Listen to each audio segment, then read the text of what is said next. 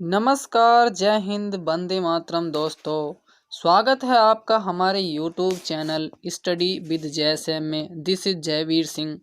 यदि आप UP TET, super TET, REET, UPP, UPSI, UP triple SC या PET की परीक्षा की तैयारी कर रहे हैं तो आपके लिए यह वीडियो बहुत महत्वपूर्ण होने वाली है।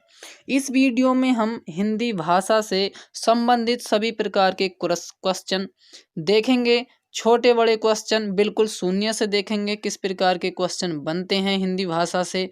दोस्तों, आप बने रहिए हमारे साथ इस वीडियो में अंत तक। और यदि आपको वीडियो पसंद आए तो वीडियो को लाइक करें, शेयर करें और चैनल को सब्सक्राइब करें।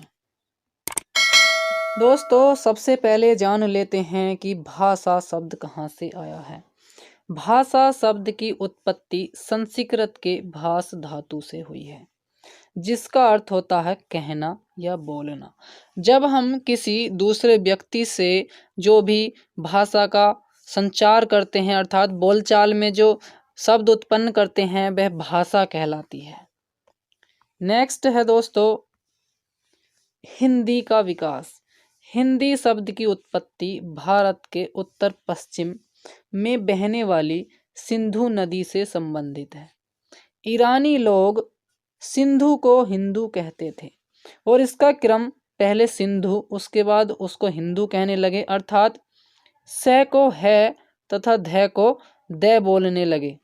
फिर हिंदू से हिंद बना और हिंद में फारसी भाषा का संबंध कारक प्रत्यय ई लगने से हिंदी बन गया और हिंदी का अर्थ होता है दोस्तों हिंद का।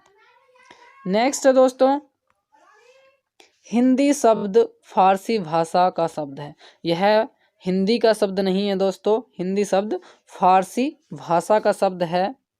और भारत में 4 प्रकार के भाषा परिवार हैं, जिनमें हिंदी भारोपीय भाषा परिवार की भाषा है। देख लेते हैं कौन कौन से भाषा परिवार हैं। सबसे पहला है भारोपीय, जो भारत में बोलने वालों के आधार पर 73% बोली जाती है। दूसरा है द्रविड़ भाषा, यह 25% बोली जाती है, यानी कि 25% लोग इसको बोलते हैं। तीसरा है ऑस्ट्रिक भाषा, भारत में बोलने वालों के आधार पर 1.3% लोग इस भाषा को बोलते हैं। चौथी है चीनी तिब्बती भाषा, इसको 0.7% लोग बोलते हैं। अब बात करते हैं दोस्तों, भाषा के कितने प्रकार हैं। यह क्वेश्चन भी आ जाता है। भाषा के 3 प्रकार होते हैं। सबसे पहला मौखिक भाषा, जो वह भाषा जिसको हम मुख से बोलकर किसी दूसरे तक पहुंचाते हैं, वह मौखिक भाषा कहलाती है। दूसरी है लिखित भाषा, जब हम पेन या पेंसिल या किसी अन्य साधन से लिखकर किसी दूसरे तक पहुंचाते हैं, उसे लिखित भाषा कहते हैं। और एक भाषा और है सांकेतिक भाषा, जिसको हम इशारों में किसी दूसरे व्यक्ति तक पहुंचाते हैं, उसे सांकेतिक भाषा कहते हैं। जैसा कि आपने देखा होगा, क्लास में बैठे हुए बच्चों को कभी कभी टीचर मुंह पर उंगली रखकर समझा देता है, बता देता है इशारे में, उसका अर्थ होता है चुप होना। और इसमें सबसे कठिन भाषा सांकेतिक भाषा ही होती है। नेक्स्ट है दोस्तों, भाषा की सबसे छोटी इकाई क्या है। यदि बात करें भाषा की सबसे छोटी इकाई की, तब हमारा आंसर ध्वनि या वर्ण दोनों में से जो भी कोई ऑप्शन हो उसमें से लगा देना है। दोस्तों, यदि आपको वीडियो पसंद आ रही हो तो आप अभी से लाइक कर दीजिए, अन्यथा आप वीडियो में इतने मग्न हो जाएंगे कि आप लाइक करना भूल जाएंगे। और सब्सक्राइब भी कर लीजिए और अपने किसी भी फ्रेंड्स को शेयर कर दीजिए। आपके एक लाइक से हमें बहुत ही ऊर्जा मिलती है। दोस्तों, वीडियो को बनाने में बहुत समय लगता है, बहुत मेहनत लगती है। हम पहले इसको लिखते हैं अच्छे अच्छे पॉइंट को, फिर उसकी PDF बनाते हैं, फिर आप तक पहुंचाते हैं। नेक्स्ट क्वेश्चन है दोस्तों, भाषा की सबसे छोटी लिखित इकाई क्या है। तो इसका आंसर है वर्ण। दोस्तों, यहाँ पर क्वेश्चन अलग अलग बन जाते हैं। अगर यहाँ पर लिखित या मौखिक ना बोले तब इसका आंसर होगा हमारा वर्ण या ध्वनि। यदि वो स्पेशल रूप में लिखित बोलता है तो हमारा आंसर होगा वर्ण। और यदि पूछा जाए भाषा की सबसे छोटी मौखिक इकाई किसे कहते हैं, तो इसका आंसर है दोस्तों ध्वनि। ध्वनि को मौखिक इकाई कहा जाता है। नेक्स्ट है भाषा की सबसे छोटी सार्थक इकाई किसे कहते हैं, तो इसका आंसर है दोस्तों शब्द। देखिए शब्द एक सार्थक इकाई होता है, क्यों होता है वह भी हमें यहाँ पर जानेंगे। यहाँ लिखा है दो या दो से अधिक वर्णों के मेल से बनने वाले सार्थक समूह को शब्द कहते हैं। जैसे सार्थक होना चाहिए, निरर्थक नहीं। जैसे पलक, पलक का अर्थ होता है, क्योंकि हम जैसे हमारी आँख है उसके ऊपर जो होता है, जो हमारी आँख को किसी प्रभाव से बचाता है उसे पलक कहते हैं। और लेकिन अगर हम इस शब्द को थोड़ा उलट पुलट कर दें, पकल कर दें, तो इसका कोई अर्थ नहीं होता, ये निरर्थक शब्द है। इसलिए सार्थक शब्द को ही सार्थक इकाई कहा जाता है, अर्थात जिसका कोई अर्थ निकले उसे सार्थक इकाई कहा जाता है। और दो वर्णों के मेल से बनने वाले समूह को एक सार्थक शब्द कहा जाता है। नेक्स्ट है जब शब्द वाक्य में प्रयोग होता है तो वह पद कहलाता है। दोस्तों अगर कोई भी शब्द यहाँ पर रखा है कि पलक है, यह इस समय एक शब्द है। यदि इसी को हम किसी वाक्य में प्रयोग कर दें तो तब वह पद बन जाएगा। नेक्स्ट है दोस्तों शब्दों के सार्थक समूह को वाक्य कहते हैं।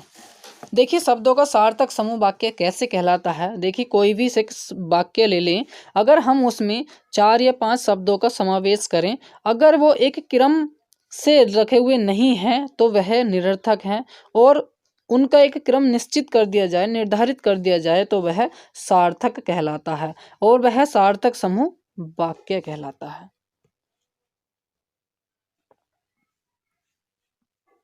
नेक्स्ट है दोस्तों हिंदी भाषा का विकास। देखिए अभी तक हमने भाषा से संबंधित पॉइंट पढ़ा था, अब हिंदी भाषा के विकास की बात करते हैं।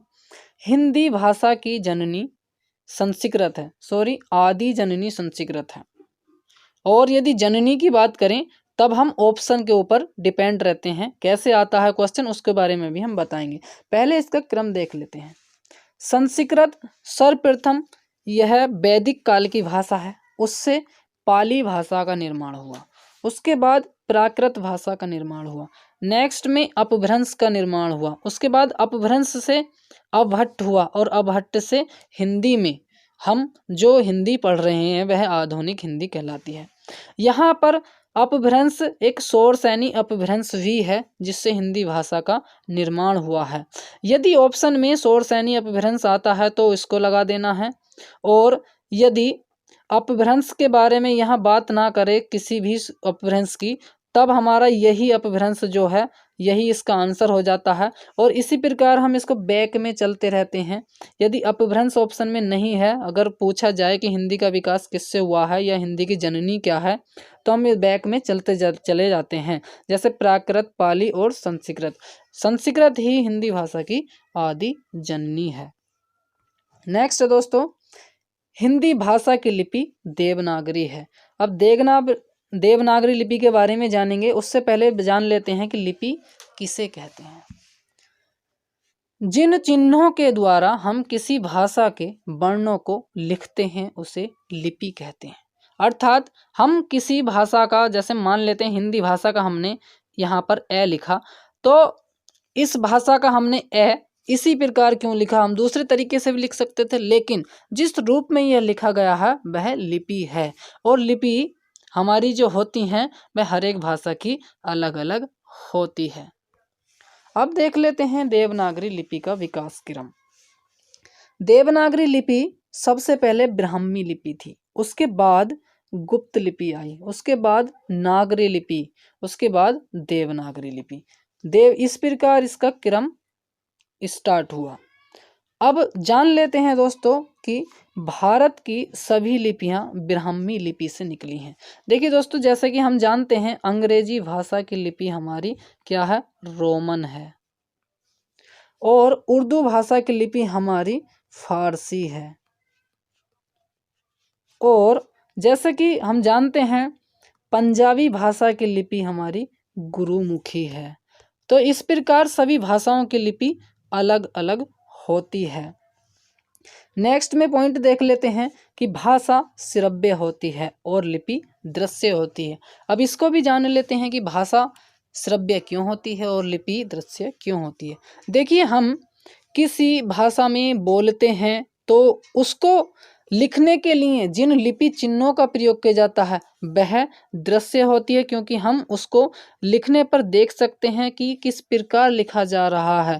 मान लेते हैं हम किसी अंग्रेजी भाषा का शब्द लिख रहे हैं, ए लिख रहे हैं, तो हमें पता है कि ये इस प्रकार लिखा जा रहा है, लेकिन हम ए को बोल रहे हैं तो बोलते समय ए हमें दिखाई नहीं दे रहा है, इसलिए भाषा श्रव्य होती है और लिपि दृश्य होती है।